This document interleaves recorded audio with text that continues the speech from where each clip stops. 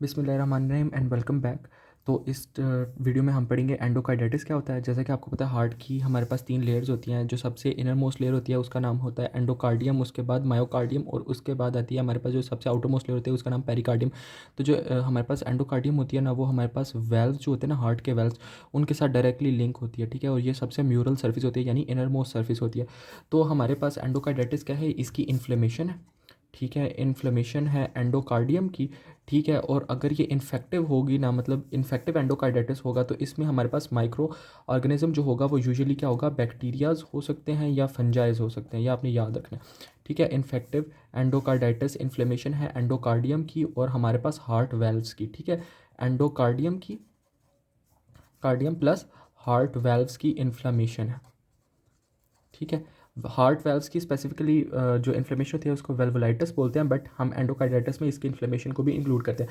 Before starting आपको पता होना चाहिए कि वेजिटेशंस क्या होती है। वेजिटेशंस हमारे पास एडहीजन्स होती हैं और बल्कि मैसेज होते हैं। एडहीजन्स एंड बल्कि मैसेज, एडहीजन प्लस बल्कि मैसेज। अब ये जो बल्कि मैसेज होते हैं ना, ये किस चीज़ से बनते हैं, ये हमारे पास बनते हैं बैक्टीरिया से। ठीक है, जो बैक्टीरिया था वहाँ पे आया, जो बैक्टीरिया की डेथ हो गई, उसका जो डिब्रिस था ना, उसकी वजह से हमारे पास बल्कि मैस बनेंगे और हमारे पास कुछ जो मैस बनेंगे वो थ्रोम्बोटिक एजेंट से बनेंगे। ठीक है, थ्रोम्बोटिक एजेंट्स हमारे पास क्या होंगे, थ्रोम्बोटिक एजेंट्स हमारे पास होंगे लाइक आरबीसीज हो गए, ठीक है, प्लेटलेट्स हो गए, जो वहाँ पे आके सेलुलर एजेंट्स थे उनकी वजह से बनेगा। और ये कौन सी सर्फिस को इन्वॉल्व करेगा, म्यूरल सर्फिस को, जो इनर मोस्ट सर्फिस होगी ना उसको ये इन्वॉल्व करेगा। ठीक है, अब हमने इसकी पढ़नी है टाइप्स। टाइप्स हमारे पास 2 टाइप्स हैं, एक होगी एक्यूट और दूसरी होगी सब एक्यूट। अब आपको इनका डिफरेंस आना चाहिए, क्योंकि अगर डिफरेंस आएगा तो ये आपको याद रहेंगी। अच्छा, जो एक्यूट होती है, जैसा कि नाम से बता रहा है, ये एक डिस्ट्रक्टिव इन्फेक्शन होगा। ठीक है, डिस्ट्रक्टिव इन्फेक्शन होगा। ठीक है, जबकि जो सब एक्यूट है वो इतना डिस्ट्रक्टिव इन्फेक्शन नहीं होगा, एक वो नॉर्मल इन्फेक्शन होगा। अच्छा, इसको जो एजेंट्स कॉज कर रहे होंगे वो हाईली इन्फेक्शियस होंगे। ठीक है, हाईली इन्फेक्शियस एजेंट करेंगे कॉज, या हाईली विरुलेंट जो एजेंट्स होंगे ना वो एक्यूट डिजीज़ कॉज करेंगे। जबकि इसमें इतने एक्यूट नहीं होंगे, लो विरुलेंट जो होंगे ना हमारे पास, जिनकी विरुलेंस कम होगी, वो एजेंट्स हमारे पास सब एक्यूट कॉज करेंगे।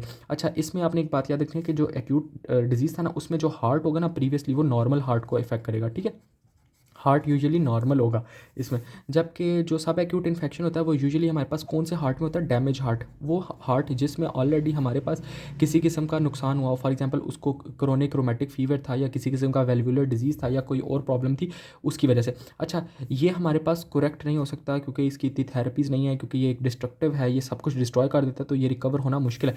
जबकि इसको हम थेरेपीज़ के साथ रिकवर कर सकते हैं। ठीक है, अब इससे ज़्यादा इंपॉर्टेंट हमारे पास क्या आता है कि इसके इन्फेक्टिव एजेंट्स कौन कौन से हैं। तो आपने याद रखना है कि आपके पास 2 स्टेप होंगे। ठीक है, सबसे जो इंपॉर्टेंट स्टेप है वो स्टेप ग्रुप है वेरिडेंस। स्टेप वेरिडेंस जो है ना, ये हमारे पास कौन सा डिजीज़ कॉज करेंगे, सब एक्यूट कॉज करेंगे। वो इन्फेक्शन जिसमें ऑलरेडी हमारे पास क्या नाम है, डैमेज हार्ट था, उसके पास विरुलेंस भी कम है। ठीक है, और ये इतना डिस्ट्रक्टिव भी नहीं होगा। बट मोस्ट कॉमन कौन सा है, यही है। ये आपने याद रखना है कि ये सबसे ज़्यादा कॉमन भी यही है। ठीक हो गया। स्टेप के बाद आपने जो याद रखना है, इसकी वेरुलेंस वगैरह भी कम है, ये भी आपने याद रखना है। ठीक है, और ये सब एक्यूट एंडोकार्डाइटिस कॉज करेगा। उसके बाद जो आपने याद रखना है, स्टेप याद रखना है, वो है स्टेप बोविस।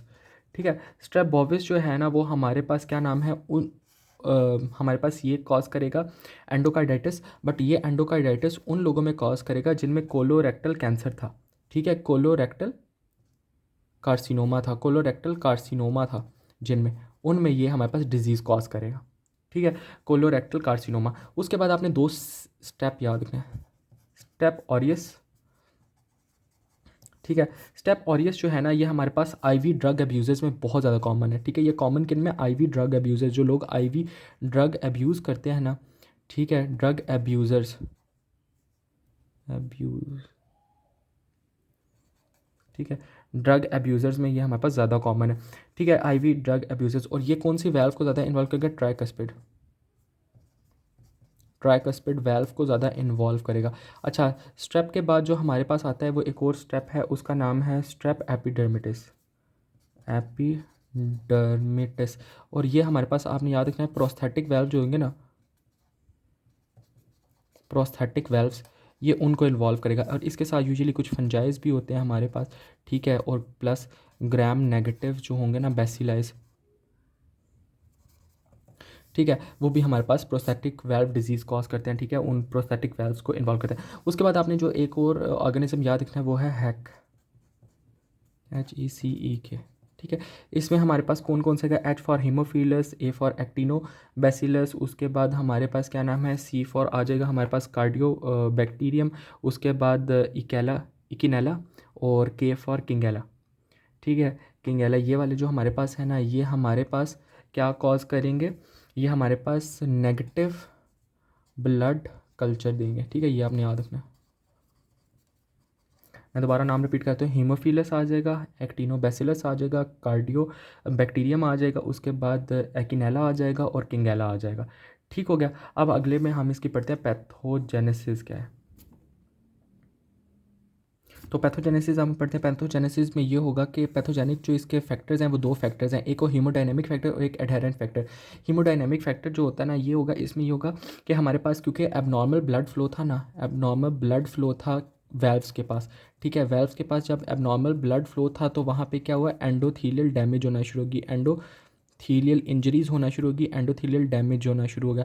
जब एंडोथीलियल इंजरी शुरू हो जाएगी तो हमारे पास क्या होगा, हमारे पास प्लेटलेट्स प्लस फिब्रिन का डिपॉजिट होना शुरू हो जाएगा, इनकी डेपोजिशन होना शुरू हो जाएगी। जब इनकी डेपोजिशन होना शुरू हो जाएगी तो वहाँ पे वेजिटेशंस बनना शुरू हो जाएंगे, और वेजिटेशंस की वजह से हमारे पास वेजिटेशंस होना शुरू हो जाएंगे, और उसकी वजह से हमारे पास क्या हो जाएगा, ब्लॉक वहाँ पे एंडोकार्डाइटिस होना शुरू होगा। एडहेरेंट प्रॉपर्टी हमारे पास बैक्टीरिया और माइक्रो ऑर्गेनिजम्स पे डिपेंड कर रही है, इनमें हमारे पास दो आएंगे, एक हो गया फिब्रोनेक्टिन के साथ साथ आपने ये याद रखना कि कुछ पॉलीसैचराइड्स भी ऐसे होते हैं जो हमारे पास वहाँ पे एडहेरेंट प्रॉपर्टी होते हैं, वहाँ पे जाके एडहेर हो जाते हैं और वहाँ पे जाके इशू कॉज करते हैं। तो अभी हम आगे पढ़ते हैं मॉर्फोलॉजी क्या थी इसकी।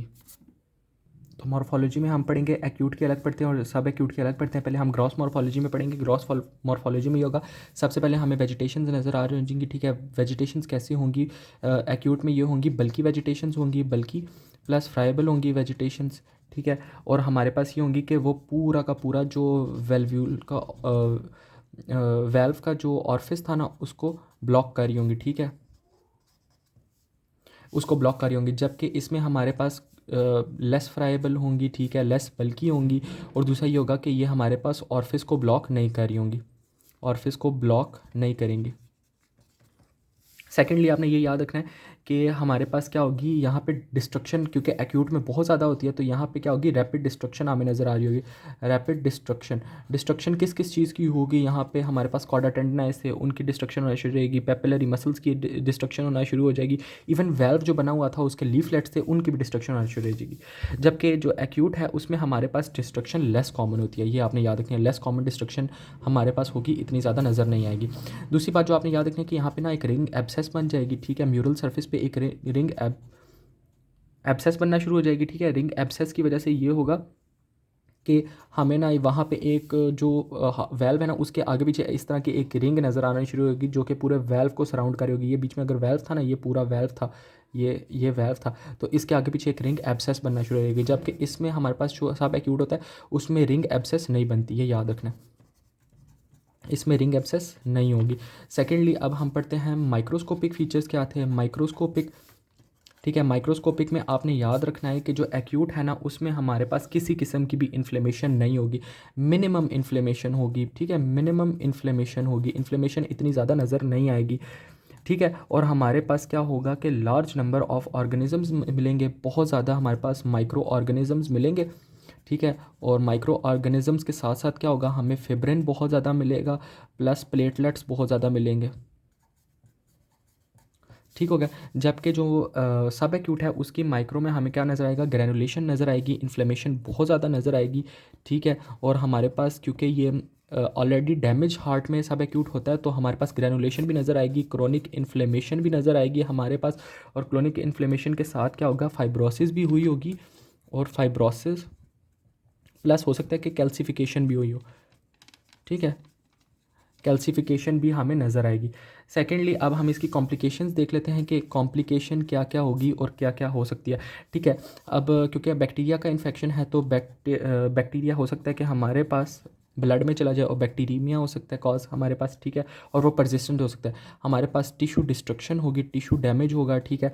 टिश्यू डैमेज के बाद हमारे पास ये हो सकता है कि जो हमारे पास वेजिटेशन बनी थी उनकी फ्रेगमेंटेशन हो जाए। अगर वो फ्रेगमेंट बन जाएंगे तो वो क्या बन जाएंगे, एम्बोलाई, और वो हो सकता है किसी और जगह पे बॉडी में जाके रिजाइड कर जाएँ और वहाँ पे जाके ब्लॉक कर दें। दूसरा ये है कि आपको पता है बैक्टीरिया जहाँ पे भी होता है तो वो हमारे पास क्या करता है, रिलीज़ करता है बैक्टीरियल एंटीजेंस, ठीक है, बैक्टीरियल एंटीजेंस। अगर बैक्टीरियल एंटीजेंस ज़्यादा हो जाएँ तो हमारे पास क्या होता है, इम्यून कॉम्प्लेक्स फॉर्मेशन हो जाता है, इम्यून कॉम्प्लेक्स फॉर्मेशन। तो इम्यून कॉम्प्लेक्स फॉर्मेशन भी हो सकती है, ठीक है, बॉडी में। तो ये बात आपने याद रखनी है। अच्छा, अब इस ओके, तो हम क्लिनिकल फीचर डिस्कस कर रहे थे। इसमें ये होगा कि हमारे पास फीवर होगा, हाई ग्रेड फीवर होगा और उसमें चिल्स बहुत ज़्यादा प्रेजेंट हो गए। फिर मरमर हमारे पास पॉजिटिव होगा। मरमर इसलिए होगा क्योंकि इसने वैल्व्स को इन्वॉल्व किया हुआ है। स्प्लीनोमेगाली आएगी क्योंकि हमारे पास अनीमिया होगा और क्लबिंग ऑफ नेल्स होगी, ठीक है। जेनवी लीजन्स होंगी, ये हमारे पास क्या होती है, नॉन टेंडर लीजन्स होती हैं जो कि पाम और सोल्स पे प्रेजेंट होती हैं। जबकि जो हमारे पास ऑस्लर नोड्यूल्स है ना वो भी प्रेजेंट होंगे। ऑस्लर नोड्यूल्स हमारे पास टेंडरफुल लीजन्स होती हैं जो कि टोज पे और फिंगर्स पे होती हैं। स्प्लिंटर हेमरेजेस भी हमें नजर आएंगे नेल बेड पे। जब हम इसकी लैब फाइंडिंग्स करवाएंगे ना तो लैब फाइंडिंग्स में ये होगा कि हमारे पास जो ब्लड कल्चर था ना वो हमारे पास पॉजिटिव होगा और अनीमिया के हमारे पास साइन एंड सिम्टम्स आ रहे होंगे सारे। अनीमिया भी कौन सा, anaemia of the chronic disease. अब इसकी 2 टाइप्स हैं, 2 टाइप्स हमें पता होनी चाहिए। सबसे पहले हमारे पास आएगी नॉन बैक्टीरियल थ्रोम्बोटिक जो होगा ना endocarditis, non bacterial thrombotic endocarditis. इसमें ये होगा कि हमारे पास स्टीराइल वेजिटेशन बनेंगे। स्टीराइल वेजिटेशन किसकी वजह से बन सकती है, क्योंकि हाइपर कोगुलेबिलिटी स्टेट हो, ब्लड में प्लेटलेट्स ज़्यादा हों या हमारे पास उसकी विस्कोसिटी ज़्यादा हो तो भी हमारे पास स्टीराइल वेजिटेशन बनना शुरू हो जाएंगे। उनमें किसी किस्म का भी कॉजेटिव ऑर्गन नहीं होगा, ठीक है। उसके बाद ये है कि हमारे पास फंगल इन्फेक्शन में भी ये बन सकता है और एडिनोकार्सिनोमाज में भी हमारे पास स्टीराइल वेजिटेशन बन सकती है। इसमें सबसे ज़्यादा वो मिट्रल वाल्व को इन्वॉल्व करेगी और इसकी वजह से कौन सा साइन एंड सिम्टम्स आएंगे, मिट्रल रिगर्जिटेशन वाला, ठीक है, जिसमें हमें ब्लो मर्मर्स सुनाई देते हैं। वेजिटेशन कैसे होंगी, वेजिटेशन हमारे पास along the line of closure of mitral valve होंगी, यानी वहाँ पे जहाँ पे मिट्रल वाल्व क्लोज हो रहा होता है वहाँ पे होगा। सेकंड हमारे पास आती है लिबमैन स्टैक्स एंडोकार्डाइटिस। इसमें ये होगा वो एसएलई के पेशेंट में अगर जिनमें सिस्टेमिक लूपस एरिथमेटोसिस होगा, ठीक है। इसमें भी स्टीराइल हमारे पास बनेगी वेजिटेशन, और sterile vegetation under the surface पे भी हो सकती है और below the surface of the mitral valve हो सकते हैं, और ये भी मिट्रल वाल्व को इन्वॉल्व करेगी और इसमें भी मिट्रल रिगर्जिटेशन आएगी। अब ट्रीटमेंट क्या है, ट्रीटमेंट हमारे पास सिंपल है। अगर हमारे पास बैक्टीरियल इन्फेक्शन हुआ है तो एंटीबायोटिक्स देंगे, ठीक है। और इसका ट्रीटमेंट थोड़ा डिफिकल्ट है क्योंकि हमारे पास जो वाल्व होते हैं ना वो ए वेस्कुलर होते हैं, उनमें कोई किसी किस्म का भी वेस्कुलर टिश्यूज नहीं होते, ठीक है, वेस्कुलेचर नहीं होता, जिसकी वजह से उसे ट्रीट करना थोड़ा सा मुश्किल होता है। तो यहाँ तक आपका एंडोकार्डाइटिस था पूरा, इन्फेक्टिव एंडोकार्डाइटिस। अगर आपको किसी भी किस्म की परेशानी है या किसी भी किस्म के क्वेरी है तो आप मुझे इनबॉक्स में पूछ सकते हैं, कमेंट सेक्शन में पूछ सकते हैं। And please do not forget to subscribe this channel. Thank you so much.